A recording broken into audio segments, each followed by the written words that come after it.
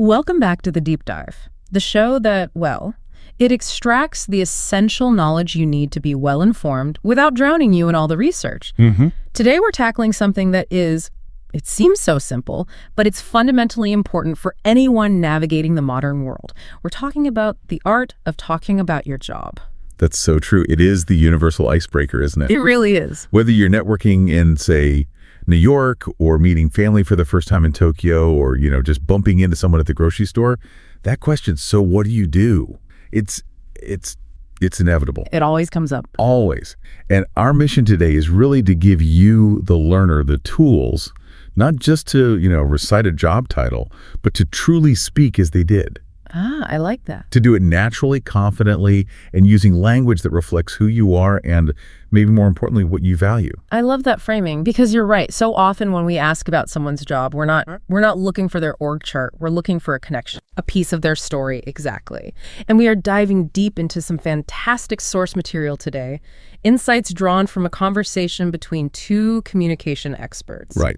An English teacher and a communication coach. And they specialize in helping professionals achieve that exact goal. Yeah. Just conversational fluency about their work. And, the first insight from this material is, I think, really crucial. It's this idea that there's a shortcut to sounding fluent. Okay. People tend to overthink it. They believe they need this heavily polished, complex answer ready to go. Right, like a pre-written elevator pitch. Exactly. But in reality, sound fluent answers are, they're short. One or two clear sentences delivered with confidence. That's really all you need to start the conversation off on the right foot. Okay, so let's unpack this foundational vocabulary first, because this is where the language is built. These are the core structures that, native English speakers rely on every single day. And the idea is, if you can master these 5 basic ways to describe your employment, you eliminate that initial hesitation. You're already ahead of the game. Yeah. Exactly. So the simplest one is just defining your identity through your profession, using, I am a dating I'm an architect. I'm an architect, or I'm a barista. It's direct, it's simple, it's immediate. It says, this is my primary role. But sometimes, you might want to emphasize the function you perform rather than making it your whole identity. And that's when you pivot. You shift to, I work as a vegan, for example. I work as a marketing coordinator. Or I work as a freelance editor. And this is a subtle but it's a really important linguistic choice. If you say, I am a designer, it suggests, a lifelong profession, or maybe even a core part of your identity. Right. It feels permanent. It does. Yeah. But if you say, I work as a designer, it just frames it as your current function within a company structure. And the second one can often feel a bit less intimidating, a little less permanent sounding. That's a great piece of nuance there. So does choosing I work as maybe imply that the role could be temporary? Or perhaps that you feel a little overqualified for it? It can carry that subtle implication, yeah. Especially if the speaker's tone suggests it. But for the most part, it just emphasizes the job title within the framework of employment. It's more about the what than the who. Got it. Now, if you want to shift the focus again, this time to the environment or the industry, you'd use I work in. Right. So the location or the sector. I work in software development. Or I work in the city center. Yeah. It gives context. It frames the world you operate in. And what if the listener needs to know the company, the organization? Then we use I work for. Simple as that. I work for a large pharmaceutical company, or I work for the local government. This is, really essential for any kind of corporate conversation. It immediately places you on the organizational map. Okay. And finally, my favorite one, that fantastic self-directed phrase that really sums up the modern independent worker. Ah, yes. I run my own business. It covers that huge spectrum, doesn't it? Consultants, entrepreneurs, anyone who's forged their own path. It really does. Yeah. And mastering these 5 structures ensures that when someone asks, so what do you do? Yeah. You have a smooth, confident reply. Just ready to go, no panic. Precisely. That initial confidence is everything. It really is. And to see how this works in practice, I think we need to look at the people who gave us this advice in the first place. Let's do it. So instead of just talking about, hypothetical jobs, we're going to look in depth at the jobs of the 2 experts who guided the source conversation. The English teacher, who focuses on unlocking that communication confidence. And the communication coach, who's all about refining professional output. A great pairing. So let's start with the teacher. Her job is just fascinating because it's so deeply empathetic and it requires this constant creative energy. The source details her perspective and her rationale for teaching.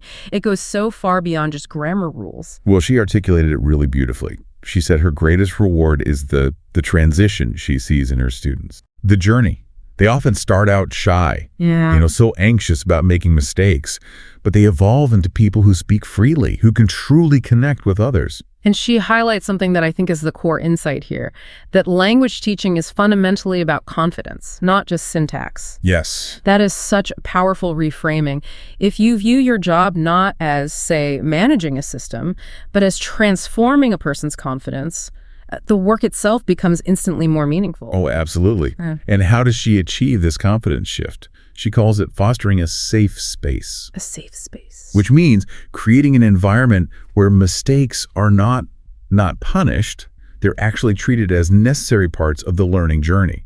As she puts it, real learning only happens when students feel safe enough to take risks and, make a mess. I think we can take that insight and apply it to almost any profession, can't we? I think so. I mean, whether you're leading a software development team or managing a customer service desk, creating that psychological safety for people to test new ideas and fail small, that's where innovation comes from. That's a great connection. If the teacher has to create a safe space for language, then leaders have to create a safe space for ideas. Exactly. But the teacher also acknowledged the immense practical challenge of her job. I mean, how do you manage a class where you might have one student who's already conversational and another who's just starting from scratch? Oh, that sounds like a constant juggling act. How do you keep everyone equally engaged? Her solution, which is detailed in the sources, is really impressive. It's all about flexible adaptation. She doesn't stick to one rigid method. No, she's constantly mixing activities, so maybe a competitive game to energize the more advanced learners. Or a storytelling exercise for those who learn better through narrative. And sometimes, just quiet reflection for the introverts in the room. She's constantly adapting. This illustrates that when she talks about her job, she's not just saying, I teach grammar. No, not at all. She's saying, I'm a creative facilitator who balances diverse needs through constant adaptive planning. And that is a much more compelling story. It really is. And the method she uses to bring the language to life is so tactile. She knows that for grammar to stick, it can't be abstract. Right. So she uses role plays, real-life scenarios, personal stories. If they're learning, say, the conditional tense, how to talk about hypotheticals. She doesn't just show them the formula on the board. No, she asks them to describe their dream vacation or the one meal they'd want on a desert island. By linking the dry mechanics of grammar to deep personal interest, she ensures that the language has emotional weight. It becomes relevant. It sticks. And that's really the core advice for all of us, isn't it? When you talk about your job, link the mechanics of what you do to the personal relevance or the impact it has. Okay, let's transition now to the other expert, the communication coach. He works with people who often already have excellent technical English, but their output is somehow missing the mark. Right. His professional niche is focused on tuning performance. He deals with the tangible aspects of professional communication, so refining public speaking delivery. Making sure professional emails are clear. Presenting ideas powerfully, and this is a big one, sounding confident when you need to interrupt a meeting. That's something so many non-native speakers struggle with culturally. It can feel very rude. It can. And this leads him to identify a core problem that I suspect many of our listeners will recognize immediately. His clients aren't making vocabulary errors. They know the words, but they struggle to sound natural or confident. They often pause, hesitate, or deliver brilliant content in a flat, unengaging way. Ah, yes. This is where it gets really, really interesting. He calls it the tone trap. The tone trap. He identifies tone as the single biggest hurdle, far more significant than a simple grammar mistake. Many advanced learners accidentally sound too formal or, too robotic. This is such a critical distinction. We really need to spend some time here. Why does that overly formal tone happen? I think many people assume that professional automatically equals stiff or academic. That's it, exactly. They rely on complex vocabulary they learn from textbooks, or they use these overly long, flowery sentences because they mistakenly believe that complexity signals intelligence. Can you give us an example? Sure. Instead of saying, I'll review the document and send you feedback, which is clear and direct. They might say something like, I shall endeavor to undertake a thorough appraisal of the aforementioned document and subsequently disseminate my constructive commentary at the earliest opportunity. Wow. That is the perfect example of the robotic tone. It sounds completely unnatural, and frankly, it creates a barrier between you and the person you're talking to. It breaks that speak as they did rule completely. It does. The practical fixes he offers are those small, natural expressions, he calls them conversational lubricants, that just make communication feel human. Like the informal transitions that people use to keep the flow going, even in a formal business meeting? Precisely. Let's give some concrete scenarios. Instead of starting a meeting with a Stark, we will now commence the discussion, which... It sounds like a court proceeding. It does. You just use the natural, gentle beginning.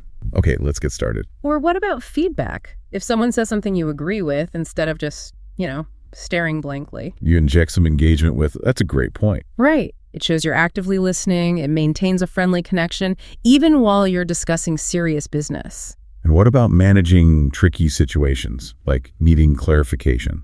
Instead of a curt, explain that again, which can sound really demanding. The polite professional phrasing is, could you please clarify what you mean by X? The word please and just a softer intonation make all the difference in the world. The modern workplace prefers a tone that is friendly, respectful, and crystal clear. The goal is efficiency and collaboration, right? Overly formal language is usually inefficient. It really is. Yeah. You don't need to sound like you're addressing the queen. You just need to sound like a clear, capable colleague who respects their time and yours. So that ability to tune the delivery it's invaluable. The coach's entire value proposition is showing clients how to express their already great ideas with the natural rhythm and tone that native speakers use. And that transforms them from just being competent English users into being truly fluent communicators. It humanizes the professional interaction, which is so critical in global business, where trust often moves a lot faster than formality. Exactly. So let's move on from the job titles and the core communication problems they solve, and let's dive into the daily reality, because talking about your job is often best achieved by describing the rhythm of your workday. Right. When you shift your answer from a static title like I am a project manager to a dynamic routine like I start my day by organizing the tasks for my remote team. You offer a much richer context. It's routine as storytelling. And we get to model this using the expert's own days. The communication coach, he shared his routine, which shows structure but also maintains flexibility. He starts around 8:30 a.m. But his first 3 steps are these grounding rituals. Check the calendar, make coffee, and then tackle only the most urgent emails. That immediately tells you he's structured, he's protective of his focus time. Absolutely. He then plans his client sessions, managing 3 or 4 clients a day, shifting between online platforms and occasional in-person meetings. He's running a highly tailored, time-sensitive operation. Now contrast that with the teacher who has an earlier, much more preparation-heavy rhythm. Her day kicks off at 6 a.m. with stretching and breakfast. Right, and she teaches her first online class at 8 a.m. But the crucial detail here is that she prepares her lessons the night before. That preparation detail is so vital. It shows discipline. It shows forethought. And when you describe your job in terms of preparation, I always prep the night before so I can focus purely on teaching in the morning. You're communicating professionalism and proactive management. It frames the job as organized, not chaotic. And her day balances teaching with personal time. She takes walks, she has breaks, she even records a podcast. This description emphasizes balance and the need to refresh her creative energy. Which is essential for a creative service role. For sure. And the coach highlighted that one of the great perks of his routine is the value of flexibility and global connectivity. Because he works across time zones, no 2 days are ever exactly the same. He said that every conversation feels fresh. And that he continuously learns from his global clients. That focus on continuous learning is such a key element of positive framing. Regardless of your job, if you can genuinely emphasize that you never stop learning or that the variety keeps things engaging, you automatically make your work sound fascinating. It's an easy hook for the listener to latch onto. And this brings us to the smaller organizational details, the habits that keep them focused. These are excellent things to share in a conversation because they reveal your discipline and your approach to managing distractions. And those are universally respected traits. For sure. For the coach, it's that immediate morning to-do list for organization, and maybe more importantly in our digital age, avoiding checking the phone excessively. That habit, the resistance to distraction, is a subtle indicator of professional focus. It really is. And for the teacher, it's all about preparation again, planning lessons the night before, and those practical self-care habits, keeping water and healthy snacks nearby. These details show that they treat their energy and their physical needs as part of their professional strategy. Exactly. I think this is a fantastic conversational tool. If someone asks, so what's the most challenging part of your day? You could answer by describing the small habit you use to overcome it. Like what? Something like, well, I find deep work difficult, so the first thing I do is write my to-do list, and then I put my phone in a drawer for 90 minutes. That structure is essential for me. Exactly. You're not just answering the question, you're demonstrating problem-solving skills and discipline. It's a much more powerful answer. Okay, let's move to the necessary vocabulary for discussing the physical and collaborative context of work. Describing the how and the where of your work requires specific language. We've already covered I work in for the location or the field, but let's get a bit more specific on the modern environment. If you're discussing your physical location, use details. Don't just say, I work in an office. No, say, I work in a small windowless office downtown, or I work in a large open-plan space on the 7th floor. Paint a picture. And for hybrid work, be precise. I work from home 3 days a week, and I commute to the main campus on Tuesdays and Thursdays. Crucially, if you want to describe the team dynamic, a simple phrase covers it all. I work with a team of 10 people. Or, I work alongside highly specialized engineers. You can even use the organizational structure to give more detail. I report directly to the chief operating officer. So using those prepositions in, from, with, alongside, to, it allows you to paint a multidimensional picture of your role that goes so far beyond a single job title. You're giving the listener the full context, the structure, the location, and the team. And that richness of description makes your story instantly more engaging and natural. It fulfills that speak as they did goal. Okay, so now we shift gears again, focusing on the practical language mechanics. We need a natural conversational language that's ready for typical small talk about work, which is where a lot of people freeze up. Yeah, they fear they need a perfect response. Right. But in any professional environment, simple questions surface daily. The key is just having a pre-formulated, natural, and brief answer ready to deploy. Okay, so let's start with the most common one. How's work going? What's the best approach here? A simple acknowledgement that things are fine, followed by a slight modifier that suggests activity. The model answer is perfect. Work is good, a bit busy this week. It's honest, it's brief, and crucially, it opens a conversational door. The other person can now ask what's making you busy. Exactly. You want to avoid the monotone? Fine. The conversation killer. The killer. Or if the question is more task-focused, like, what do you usually do at work? Avoid listing your entire job description. Please. Focus on the core function. Use direct, focused answers centered on your main responsibilities. I usually handle reports and emails. Okay, that tells the listener your work involves administrative detail and communication. Or, if you want to emphasize current momentum, I'm working on a new data migration project right now. The brevity here is just so powerful. It sounds natural because native speakers almost always default to the shortest, clearest answer in casual conversation. And this emphasis on action leads us right into the essential verbs for describing a routine. If you swap out weak or generic verbs for strong, specific ones, your English instantly sounds more professional and engaged. Let's reinforce that list because these are the verbs that really drive action. Start, finish, prepare, attend, join, write, manage, handle. These are the active tools of professional communication. Think about the difference. Many learners might use a generic verb like make or have. For instance, I make reports. But the stronger, more professional verb is prepare. I prepare reports for the senior leadership team. It sounds much more deliberate, more strategic. Or take meetings. Instead of saying, I have meetings every Tuesday, it's quite passive. You'd say, I attend meetings every Tuesday. Or, I join the daily Scrum call. Using attend or join emphasizes your participation, your presence. And for administrative tasks, handle and manage are indispensable. Instead of saying, I am in charge of customer emails. Which sounds a bit clunky. It does. You say, I handle customer emails, or I manage client inquiries. These verbs convey responsibility and control. The detail here is paramount. These active verbs signal that you are not simply observing the work, you are actively executing it. And that raises the quality and the naturalness of your English output. Okay, so now let's talk about professional politeness, business English, but we have to reiterate the coach's point. The goal is friendly professionalism, not the stiff, outdated phrases of yesteryear. Right.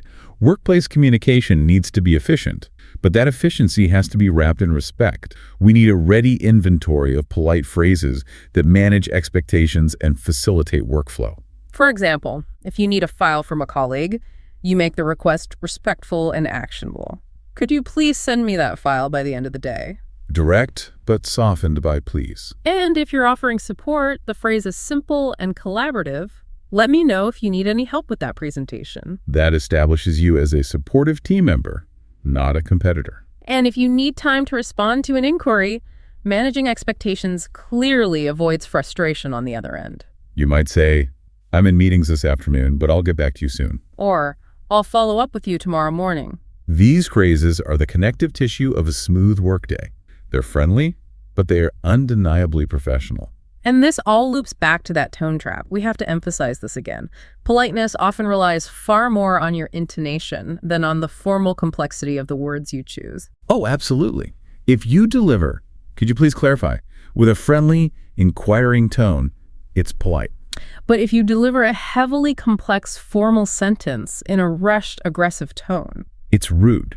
The human element of delivery overrides the textbook phrasing every single time. If you want to speak as they did, you have to listen to how people modulate their voice, not just what words they're using. this brings us to the deeper layer of the conversation. So we've mastered the mechanics, the tone, the routine. Now, the aha moment. Yeah. Why we discuss work at all. Right. The ultimate insight from these communication experts is it's pretty profound. When someone asks, what do you do? They are engaging in social currency. They're not primarily asking for your tax bracket or your exact job code. They're implicitly asking, who are you? What's your life like? Where do you spend your 8 most active hours? It's the easiest way to start learning someone's story. The job is merely the initial lens. It's an invitation to tell the listener about your personality and your values. And this is where adding small, value-driven details just transforms the conversation. A title is static. A value is compelling. Let's take the example from the source. Saying, I'm a nurse is fine. It's clear. Adding, I love helping people feel better and seeing them recover. It elevates the job description into a statement of care, of empathy, of kindness. You've instantly revealed a core personality trait. Or consider someone working in logistics. Instead of just saying, I manage inventory, they might say, I manage inventory, ensuring that everything gets where it needs to be on time. I enjoy the challenge of solving those complex logistical puzzles. That reveals a personality that thrives on structure and efficiency, a problem solver. Exactly. This leads directly into the strategy of positive framing. We know not every job is a dream job, and we know that almost all jobs involve stress. So how do we discuss those challenges while maintaining a positive, engaging conversation? The strategy is to acknowledge the difficulty honestly, but then immediately pivot to a transferable positive. You focus on elements like teamwork, continuous learning, or achieving small victories. Okay, let's apply this to a few challenging, high-pressure roles. Say you're working in a tough, understaffed customer call center. You could say it's very demanding and some of the calls are tough, but I've learned incredible patience and problem-solving skills, and I really rely on my team to get through the busy shifts. That's excellent. You've acknowledged the reality, very demanding, but you immediately highlighted resilience, teamwork, and skill acquisition. And those are positive professional attributes that anyone can respect. What if the job itself just isn't what you want long term? We talked about authenticity being key. Yes. You don't have to lie or pretend your job is perfect. You maintain authenticity, but you frame it politely. It's not my long-term career goal, but it's teaching me valuable time management skills, and it pays the bills while I study. That shows aspiration and responsibility. Very smart. And to bring this idea of values and identity full circle, the experts themselves discussed the alternate careers they considered, which often reveals their core motivation. Right. The teacher, she considered writing or voice acting. And why? Because she realized her core skill and passion lay in communication, specifically in storytelling and using her voice to create connection and emotion. Teaching is just one expression of that storyteller's voice. And the coach, he thought about becoming a photographer. That seems like a big jump from public speaking. At first, yeah. But he linked it back to capturing moments and emotion. He realized both roles require the same observation and synthesis. How so? Well, coaching is about observing people's communication moments and refining their delivery. Photography is about observing and capturing an emotional moment visually. It's the same core skill, just different medium. That connection is the ultimate aha moment for the listener. Our jobs are how we express who we are. The skills and values, the desire to structure, to connect, to help, to capture a moment, these stay constant, regardless of the industry. So when you talk about your job, you're telling your story. And every story, whether you are fixing computers or teaching kids or managing a large team, is defined by those core values. If you lead with the values, the job title becomes secondary. Yeah. And much more interesting. That is a powerful synthesis. We've covered the mechanics, the tone, the routine, and the identity. Now let's wrap this up with the clear, actionable takeaways for you, our listener. The essence of speaking fluently about your work, of truly learning to speak as they did, is abandoning the idea of textbook perfection. Right. Use simple, real-world vocabulary and deliver it with unwavering confidence, focusing on a clear, natural, friendly, and respectful tone. And practice is the only way to make this natural. So we've synthesized the ultimate practice questions derived right from the sources. We urge you to run through these questions in your head, or, better yet, practice with a friend or a colleague. Start with the identity. What do you do? Then introduce the context. Where do you work? Dive into the positive energy. What do you like about your job? Describe the reality and the routine. What's a normal day like for you? And finally, the structure. Do you work alone or in a team? Answering those 5 questions fluently means you are ready for, 90% of the small talk that defines professional life globally? I'd say so. Oh. But let's end with a final provocative thought, building on that profound concept that skills and values are the true constants of your identity. Okay. We spent some time discussing positive framing to talk about your current job and conversation. Right. But consider this. If the desire to connect, or to organize, or to lead is the true unchanging constant of your professional life, how might you restructure your job description, not just for casual conversation, but maybe for your resume, or for a review with your manager? Oh, that's interesting. To emphasize those core values rather than just the daily tasks. Thinking about work not as a list of responsibilities, but as a direct expression of who you are and what you deeply value. That transforms how you present yourself professionally. It allows you to transform a simple job title into a compelling personal narrative. Exactly. Keep exploring that connection between your work and your values. A fantastic challenge. Stay confident, stay curious, and keep that English flowing naturally. Thank you for diving deep with us today. We'll see you next time.